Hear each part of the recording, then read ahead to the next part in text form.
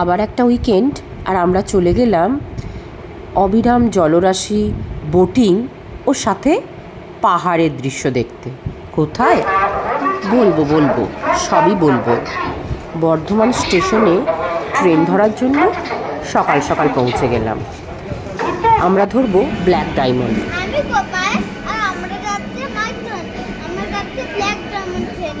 Black ডায়মন্ডে যাচ্ছি। Train কি এসেছে? হ্যাঁ, অন্য ট্রেন এসেছে। আমাদের ট্রেন এখন একটু দেরি আছে, তাই আমরা ওয়েট করছি। আর ও একটু নেচেও নিচ্ছে। ওই যে আমাদের ট্রেন ঢুকছে। চলুন ট্রেনে উঠে বাকি গল্প বলবো। ট্রেনে ওঠার পর ট্রেন ছাড়তেই জানলার ধারটা দখল করে নিলাম। একটা জানলার ধার আমাদের অ্যালটেড ছিল, আর তার উল্টো দিকে জানলার ধারটা ফাঁকা ছিল। তাই আমি বসে পড়লাম। ও বাবা, আমার ছেলের সে কি রাগ! বলছে, টিটি আঙ্কেল তো এক্ষুনি চলে আসবে, তোমাকে তো বকবে। এই ঝগড়াঝাটি করতে করতেই ট্রেন একের পর এক স্টেশন ছাড়িয়ে চলতে লাগলো। ওই দেখুন কোথায় এলো। আমার তো মনে হয় দুর্গাপুর। ঠিক ঠিক দুর্গাপুর চলে এসেছে। এই হাত বাড়াস না। আমার ছেলে আবার উল্টো দিক থেকে হাত বাড়াচ্ছে। ট্রেন এগিয়ে চললো। ও বরাকর স্টেশনে এসে পৌঁছালাম। বরাকর আসা মানেই চলে এসেছি প্রায় কুমারডুবি। বরাকর স্টেশনে ট্রেনটা একটু থামতে আমি ভাবলাম যে একটু ভালো করে ভিডিও করি। এই যে দেখুন বরাকর নদী। এই নদীর ওপর দিয়ে ট্রেনে ট্রাভেল করতে বেশ মজা লাগে। এই যে আওয়াজটা হচ্ছে, সেই আওয়াজটা একই সাথে বেশ সুন্দর লাগে শুনতে, আবার ভয়ও লাগে। ছোটোবেলা আমরা গুনতাম 1, 2, 3টে নদী, কতগুলো নদী পেরোলো, কে কটা নদী গুনলো, এইসবে। চলুন এবার নামা যাক।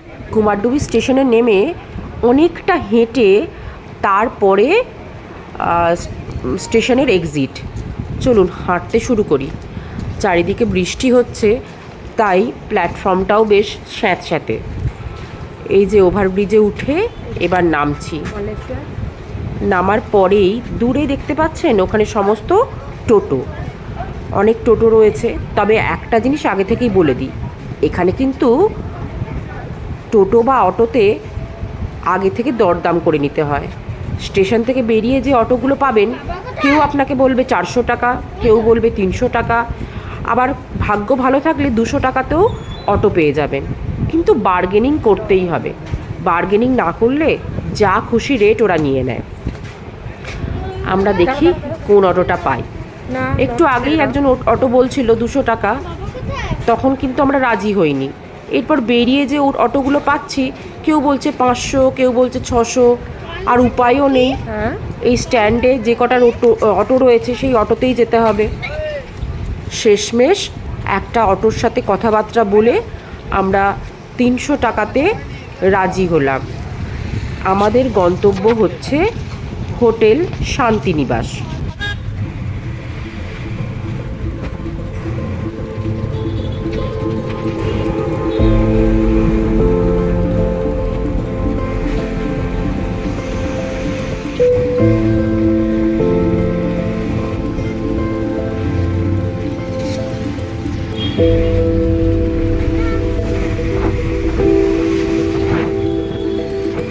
ওই দেখুন দূরে ড্যাম দেখা যাচ্ছে।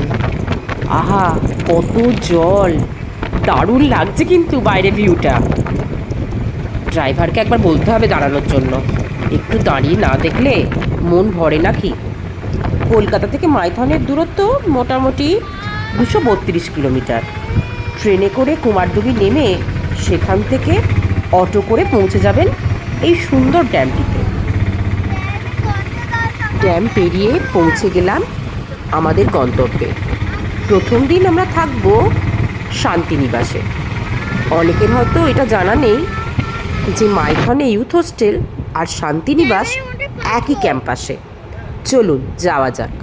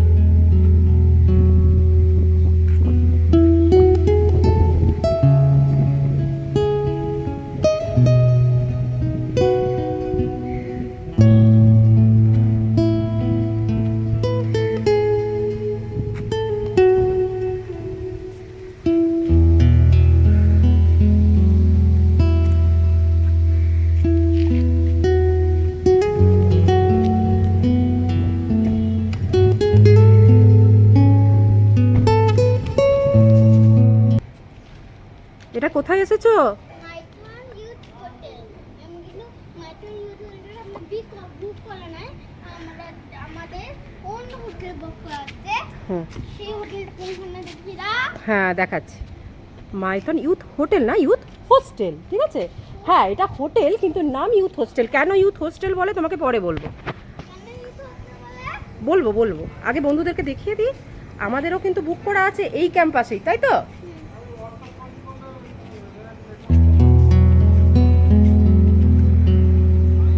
একই ক্যাম্পাসের মধ্যে, কিন্তু এটা অনেকেরই জানা নেই।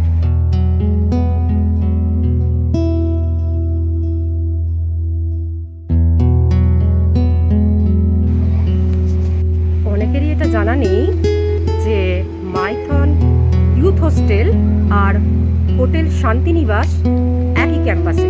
ম্যানেপশন থেকে এ এসে বদমাইশি করতে আরম্ভ করে দিয়েছে। চলুন যা যাক ভেতরে।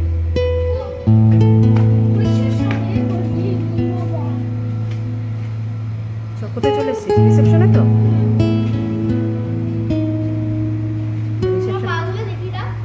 রিসেপশনটাকে দেখিয়ে দিই সবাইকে। রিসেপশনের পাশেই রুম আছে? সেটা তুই দেখেও নিয়েছিস? কোন দিকে রুম আছে? এদিকে রুমও আছে, চ আমি দেখাবো পরে।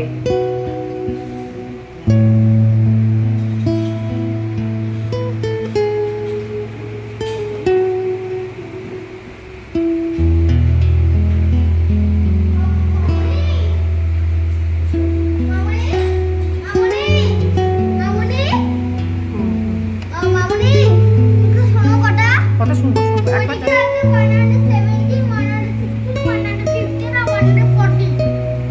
আচ্ছা এই বাবা, ওগুলো ধরে লাফায় না, ভেঙে যাবে বাবা, ওটা লাফায় না।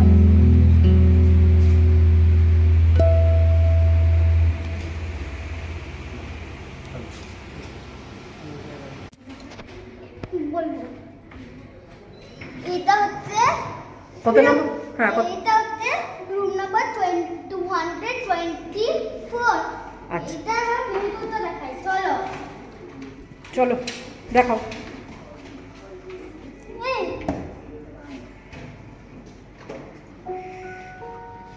চলো দেখাও। তুমি খুলতে পারছো না? চলো চলো।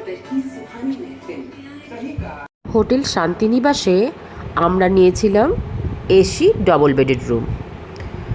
বিছানাটা মোটামুটি কুইন সাইজের।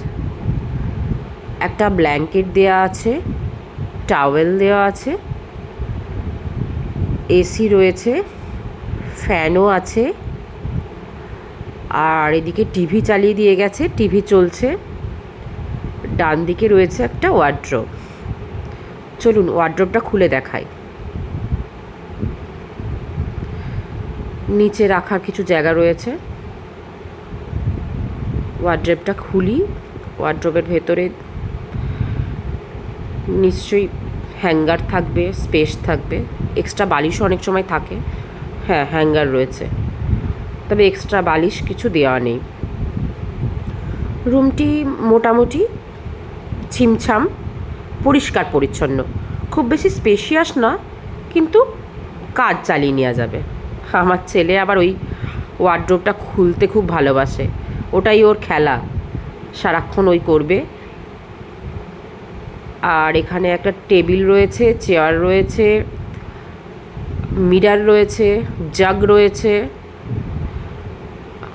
আর মেনু লিস্ট রয়েছে, আর এসির রিমোট, টিভির রিমোট, এগুলো সব রয়েছে। আমাদের লাগেজ আমরা আগেই রেখে দিয়েছি। এবার কমপ্লিমেন্টারি কিট কী কী দিয়েছে সেটা দেখার পালা। Youth hostel, hotel Shantinibas. ঠিক রাস্তাটা ক্রস করে এদিকটায় আছে নৌকা বিহার কেন্দ্র। চলুন ঘুরে আসি। ড্যাম আছে ওদিকে? চলো তো, দেখা যাচ্ছে নাকি দেখি আমরা। জল দেখা যাচ্ছে মনে হচ্ছে না?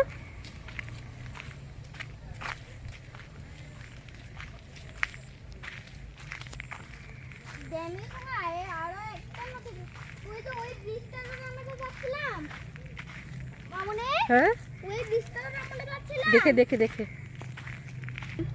ওই ব্রিজটা যেটা গাছের মাঝে লাগা যাচ্ছে। হ্যাঁ না ওটা মনে হচ্ছে মজুমদার নিবাসের ব্রিজটা, তারা গেলে বুঝতে পারবো। তোকে দেখাচ্ছিলাম, তুই তখন মজুমদার নিবাস দেখছিলি না। আস্তে, কোনো তাড়াহুড়ো দেখো।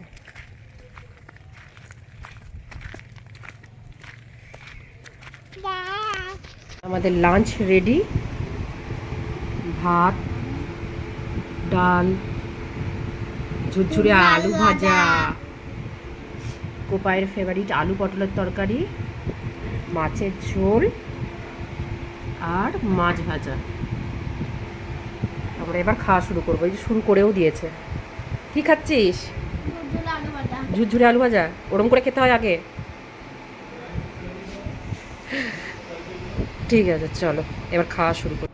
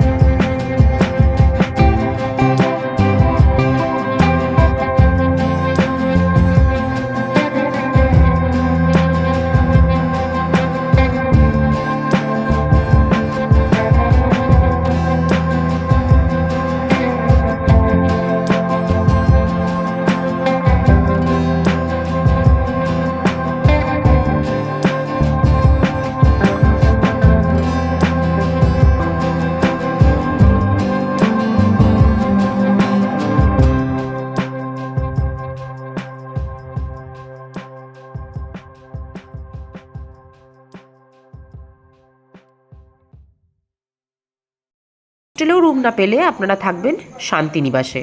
সবগুলোর বুকিং ডিটেলস আমি আমার ডেসক্রিপশানে দিয়ে দেবো। মজুমদার নিবাসের ঠিক পাশেই হচ্ছে বোটিং এরিয়া, সেখান থেকে আপনারা প্যাডেল বোট, কান্ট্রি বোট, তারপরে স্পিড বোট সমস্ত কিছু বুকিং করতে পারবেন। আজকে যেহেতু রাত্রি হয়ে গেছে তাই আজকে বোটিং এরিয়াটায় আর গেলাম না। কালকে আমাদের ইচ্ছা আছে বোটিং করার, এবং কালকের ভিডিওতে আপনারা দেখতে পাবেন আমরা বোটিং করছি আর কোন কোন জায়গায় যাচ্ছি। বোটিংয়ে সবুজ দ্বীপেও যাওয়া যায় আর কাছাকাছিও ঘোরা যায়। সবুজ দ্বীপে যাবো কি না জানি না, কারণ জল প্রচুর আর হয়তো ওখানে নেমে খুব কাদা হয়ে যাবে, তাই হয়তো যাব না। কি ভালো লাগছে চারিদিকটা, যেতে মন চাইছে না, কিন্তু হোটেলে তো ফিরতেই হবে। হোটেলে না ফিরলে তো আর চলে না। আমার ছেলে বলছে এই মজুমদার নিবাসের গেটের এখানেই রয়ে যাবে। আগেরবার আমরা এই মজুমদার নিবাসে ছিলাম, তারা সন্ধে ঘোরাঘুরির পর এবং পকোড়া খাওয়ার পর আমাদের খিদে তেমন পাইনি, তবে চিলি চিকেন দেখলে কেই বা চুপ করে থাকে। চিলি চিকেন ও একটা পেঁয়াজ নিয়েছে, পেঁয়াজ খাচ্ছে, চিকেনটা তুলতে পারেনি। চিলি চিকেন আর প্লেন পরোটা আমরা অর্ডার করেছিলাম। পরোটাগুলো খুব সুন্দর ভেঙে ভেঙে কেটে কেটে দিয়েছে। আমার ছেলের খেতে খুবই সুবিধা হবে। ওই যে ওর আবার ঝাল লেগে গেছে, গরম লাগলেও বলে ঝাল। চলুন ডাইনিং এরিয়াটা একটু দেখিয়ে দিই। ডাইনিং এরিয়ার দুটো পোর্শন রয়েছে। এই দিকের যে পোর্শনটা দেখছেন এখানে অনেকজন বসে খেতে পারবেন। আর ভেতরে যেখানে আমরা বসেছি ওটা একটু কেবিন টাইপের, ওইটাও সুন্দর। আর এখানের এরিয়াটাও খুবই সুন্দর।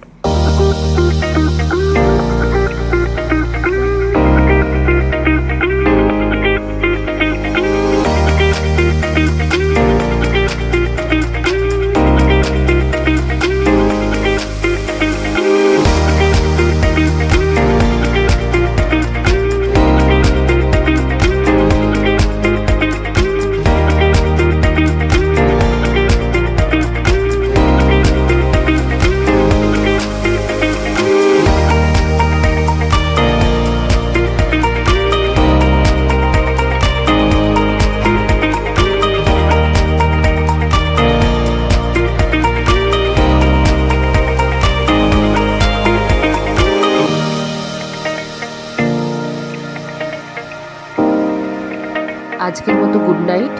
যদি আমার ভিডিওটা ভালো লেগে থাকে লাইক শেয়ার সাবস্ক্রাইব করে দেবেন।